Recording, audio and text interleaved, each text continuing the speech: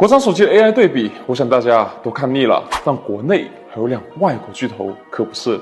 同样是水土不服，同样都卖高端手机，那这两 AI 体验到底怎么样呢？本期视频我来告诉你答案。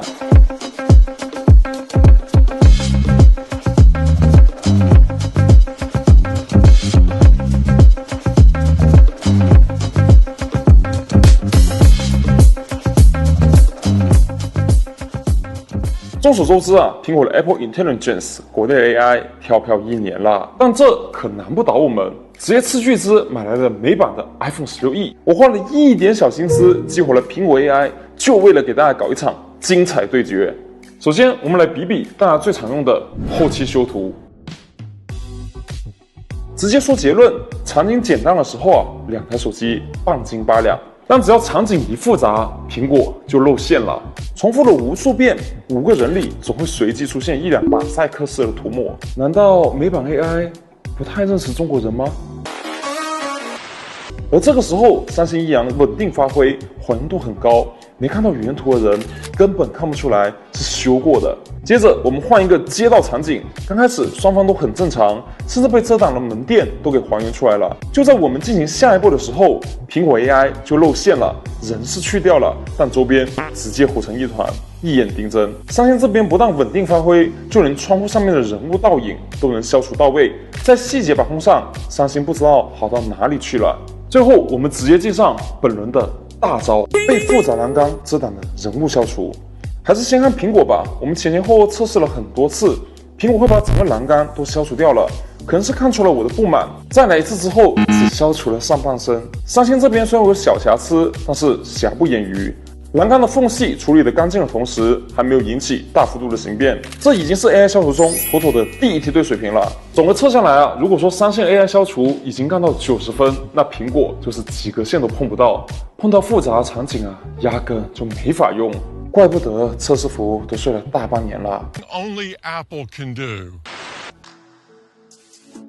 聊完 AI 消除，我们来看看大家同样高频使用的 AI 搜索。目前苹果的 AI 搜索就是一个半成品，只能支持拍照识别，不能像三星一样识别屏幕的内容并即圈即搜。前段时间我去711买个喝的，突然看到上架一款新品，想看看 PDD 囤货多少钱一箱。可当掏出苹果一拍，它却压根就不能精准识别出我想要的是哪一瓶，于是给我展示了一大堆冰箱柜，毫不相关。幸好我兜里还装着一台三星，换出 AI 后，只需要圈出想要了解的东西，它便能精准的搜出物品，是一点都不想给我省钱。还有更顶的，我睡觉前看到了一个韩国美女，苹果需要截图保存到相册，打开浏览器，然后图片搜索，不但需要4个步骤，还需要反复的切换软件。反观 Galaxy AI 只需要长按打横条，圈出人物，即可搜索出你想要的信息。这种高效的交互方式，让我不禁回想起当年珠海小三星、魅族第一次端出小窗的感觉，简直就是追星神器。那如果你恰巧使用的是 Galaxy Z Fold 7，网上看到啥想买的，还能直接同时打开4个电商平台，直接圈选比价，哪个平台更便宜，一览无余。反观苹果，只能重复的打开4个 App， 并不断的切换导入比价。苹果还没找到的功夫，我用三星买都买完了。无论怎么比啊，三星的 AI 搜索交互效率比起苹果可以说是整整提升了1倍。我相信看到这啊，还有很多果粉不服。那这样，只要本期视频点赞破1万，等苹果的国行 AI 上来之后，我们再来测试一期。到这里就可以请苹果下台了，因为接下来讲的2个实用功能，苹果压根就没有。比如通话助手，现在你甚至可以通过打字输入的方式来接电话。没错，如果你在路上看到别人用三星打字，有可能他不是在聊微信，而是在电话调戏电信诈骗。还比如你最近聊一个外国妹子，你恰巧不会说英文，又很想跟她 dating， 你就可以直接用 Galaxy AI 的双向实时翻译功能，直接就能实现零障碍的跨国恋爱。如果恰巧你还是一个不会说外语的外贸老板，刚好看到助理不在，又急着跟海外的客户开会，还可以打开录音机记录下来。Galaxy AI 会帮你自动区分说话的人，然后帮你进行总结，还可以帮你翻译成你需要的语言，简直比请一个中英通的小助理都高效。所以老板小助理是不是可以开除了？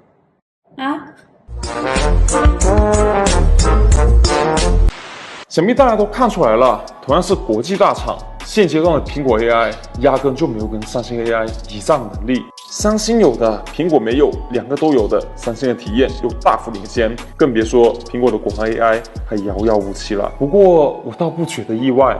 因为三星的 AI 是早有布局，早就在2024年年初就深入整合了 Google 和 Gemini 多种 AI 模型。苹果 AI 则到了2024年6月份才发布了 Apple Intelligence 战略，时至今日还没有走出测试服。回到国内，万 UI 对于本土的服务一直非常重视。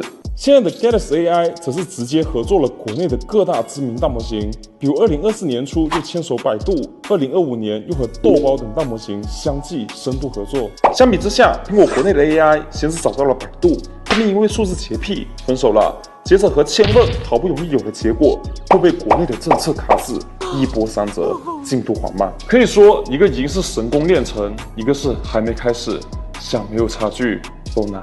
好了，以上就是本期视频的全部内容。如果你还想了解 AI 其他的内容的话，欢迎在评论区给我们留言。我们下期视频再见，拜拜。